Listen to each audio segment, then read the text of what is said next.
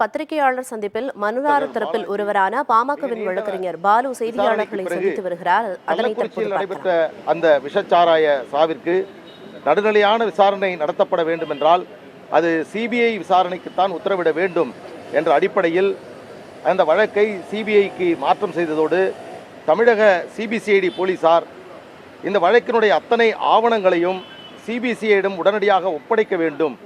அதோடு தமிழகத்தை சார்ந்த எந்த காவல்துறையினரும் அதிகாரிகளும் தலையிடாத வகையில் இந்த விசாரணை சுதந்திரமாக சிபிஐயால் விசாரிக்கப்பட வேண்டும் என்று இன்றைக்கு தீர்ப்பு வழங்கியிருக்கிறார்.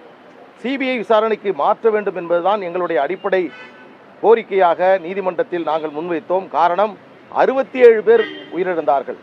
அந்த 67 பேர் உயிரிழந்தவுடன் அந்த மாவட்டத்தினுடைய ஆட்சியர் அவர் முதலில் ஏற்பட்ட அந்த மரணத்திற்கு வயிற்றுப்போக்கின் காரணமாக இறந்தார்கள் என்று அந்த பிரச்சனையை திசை திருப்பினார். அதற்கு பிறகு அந்த மாவட்ட காவல்துறையினர் அந்த குற்றவாளிகளோடு இணைந்து அதை மூடி மறைப்பதற்கான முதல்கட்ட பணிகளை மேற்கொண்டு போதுதான் அவசரமாக இந்த வழக்கை உயர்நீதிமன்றத்தில் தாக்கல் செய்தோம். இந்த வழக்கை மிக தெளிவாக ஆழமாக விசாரித்து இந்த வழக்கு சிபிஐ விசாரணைக்கு மாற்ற உகந்த வழக்கு என்ற அடிப்படையில் இன்றைக்கு மாற்றப்பட்டிருக்கிறது. இதன் மூலமாக அந்த கள்ளக்குறிச்சி பகுதியில் இருக்கக்கூடிய மலைவாழ் மக்கள், தாழ்த்தப்பட்ட மக்கள் மற்றும் அங்கே ஏழ்மை நிலையில் வாழ்ந்து இந்த விஷச்சாராயத்தை அருந்தி அதன் மூலமாக உயிரிழந்து ஒரு குடும்பத்தில் 3 பேர் உயிரிழந்திருக்கிறார்கள். மிகப்பெரிய ஒரு சோக சம்பவம் தமிழ்நாட்டில் தமிழகத்தையே உலுக்கிய இந்த சம்பவம் அது இன்றைக்கு சிபிஐ விசாரணைக்கு மாற்றப்பட்டிருக்கிறது. தமிழக அரசிற்கு மிகப்பெரிய ஒரு பின்னடைவு. இந்த வழக்கு உயர்நீதிமன்றத்தில் தாக்கல் செய்யப்பட்ட போது தமிழக அரசின் சார்பில் ஆஜரான தலைமை வழக்கறிஞர் இது சிபிஐ விசாரணைக்கு மாற்ற தேவையில்லை, இது தமிழக காவல்துறையினர் விசாரித்தாலே போதுமானது, நாங்கள் நியாயமாகத்தான் விசாரித்துக் கொண்டிருக்கிறோம், இதில் மாவட்ட ஆட்சியரினுடைய செயல்பாடு குறித்தும் மாவட்ட காவல்துறையினுடைய செயல்பாடு குறித்தும் எந்த சந்தேகமும் இல்லை, நாங்கள் இதை சரியாக நடத்துவோம் என்று சொன்னார்கள். தமிழகத்தில் இருக்கக்கூடிய அத்தனை அரசியல் இயக்கங்களும் மனித உரிமை இயக்கங்களும் சிபிஐ விசாரணைக்கு மாற்ற வேண்டும் என்று நீதிமன்றத்திலும் அரசியல் தளத்திலும் கூறிய போது கூட தமிழக அரசு தானாக இதை சிபிஐ விசாரணைக்கு மாற்றி இருக்க வேண்டும். ஆனால் அதை மூடி மறைப்பதற்காக தமிழக அரசு மேற்கொண்ட முயற்சி இன்றைக்கு சென்னை உயர்நீதிமன்றத்தின் தீர்ப்பின் மூலமாக முறியடிக்கப்பட்டிருக்கிறது, நியாயம் வென்றிருக்கிறது. இந்த மரணத்திற்கு காரணமானவர்கள், இதற்கு பின்னணியாக இருந்தவர்கள், அதை தயாரித்தவர், அங்கே விற்பனை செய்தவர், அந்த விற்பனை செய்வதற்கு உதவியாக இருந்த காவல்துறையினர், இதற்கு பின்னணியாக இருந்த ஆளும் கட்சியை சார்ந்த அரசியல் பிரமுகர் அத்தனை பேரும் சட்டத்தின் முன் நிறுத்தப்பட வேண்டும்.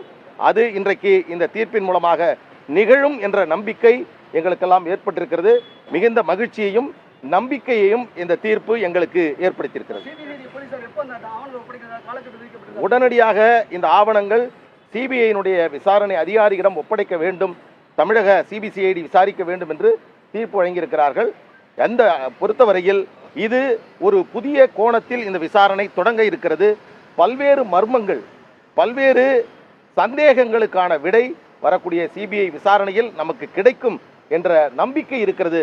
இந்த நேரத்தில் தமிழக அரசிற்கு ஒரு வழக்கறிஞராக இந்த கள்ளச்சாராய சாவு நடக்கக்கூடாது என்று மது ஒழிப்பிற்காக போராடக்கூடியவராக நான் வைக்கக்கூடிய வேண்டுகோள் என்று சொன்னால், இந்த தீர்ப்பையாவது தமிழக அரசு ஏற்றுக்கொண்டு உச்சநீதிமன்றத்தில் மேல்முறையீடு செய்வதை தமிழக அரசு தவிர்க்க வேண்டுமாய் இந்த நேரத்தில் நான் அன்போடு கேட்டுக்கொள்கிறேன்.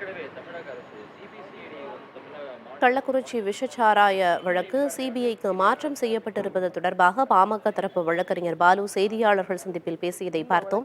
தொடர்ந்து இணைப்பில் நமது செய்தியாளர் சுப்பையா இருக்கிறார். சுப்பையா, ஏற்கனவே இந்த வழக்குல என்னென்ன விஷயங்கள்லாம் நடந்து வந்தது அப்படின்னு சொல்லிட்டு இருந்தீங்க, இனி நீங்க தொடர்ந்து பேசலாம். அதான் பாத்தீங்கன்னா வழக்கை பொறுத்தவரை அந்த 66 பேர் 71 பேர் வரைக்கும் உயிரிழந்திருந்தார்கள். இது தொடர்பாக தமிழக அரசு உடனடி நடவடிக்கையாக சிபிசிஐடி விசாரணைக்கு அதாவது அங்கு உள்ளூர் காவல்துறை விசாரணை விட சிபிசிஐடி விசாரித்தால் சரியாக இருக்கும் என்ற கோணத்தில் தமிழக அரசு இந்த விசாரணை உடனடியாக சிபிசிஐடி விசாரணைக்கு மாற்றினார்கள். இதனைத் தொடர்ந்து இதில் திருப்தியடையாத எதிர்க்கட்சியை சேர்ந்த குறிப்பாக அதிமுக சார்பில், பாமக சார்பில், பாஜக சார்பில், எச்எம்எல்ஏ உள்ளிட்ட பல, தேமுதிக உள்ளிட்ட பலர் நீதிமன்றத்தை அணுகி இது சிபிசிஐடி விசாரித்தால் சரியாக இருக்காது என்றும், என்றால் பாண்டிச்சேரியிலிருந்து அங்கிருந்து மதுபான வகைகள் வந்ததாகவும் கள்ளச்சாரம் அங்கிருந்து வந்ததாகவும் தெரிவிக்கப்பட்டிருந்தது. தமிழக அரசு தரப்பிலும் இதை போதுமான அளவிற்கு காவல்துறை நடவடிக்கை எடுத்து வருவதாகவும் மேற்கொண்டு சிபிஐ விசாரணை தேவையில்லை என்றும் வாதிடப்பட்டது. நீதிமன்றம் இந்த வழக்கை கடந்த 2-3 மாதங்களாக விசாரித்து வந்த நிலையில்தான் பல்வேறு வாதங்கள் எடுத்து வைக்கப்பட்டன. இதனைத் தொடர்ந்து தமிழக அரசு ஒரு நபர் ஆணையம் ஒன்றை அமைத்தது. நீதிபதி ஓய்வு பெற்ற நீதிபதி கோகுல்தாஸ் தலைமையில் ஒரு ஆணையம் ஒன்றையும் தமிழக அரசு இதில் நியமித்தது. என்றால் இந்த ஒரு நபர் ஆணையம் தீவிரமாக விசாரித்து அறிக்கை தாக்கல் செய்ய கோணத்தில் அறிவிக்கப்பட்டிருந்தது. அதன் பிறகு நீதிமன்றத்தில் இந்த வழக்கு நடந்த நிலையில்தான் செப்டம்பர் மாதம் 16ஆம் தேதி இந்த வழக்கின் விசாரணை தீர்ப்பு ஒத்திவைக்கப்பட்டிருந்தது. தற்போது நீதிபதி கிருஷ்ணகுமார் வேறு மாநிலத்திற்கு தலைமை நீதியாக பதவி பெற்று செல்ல போகிறார்.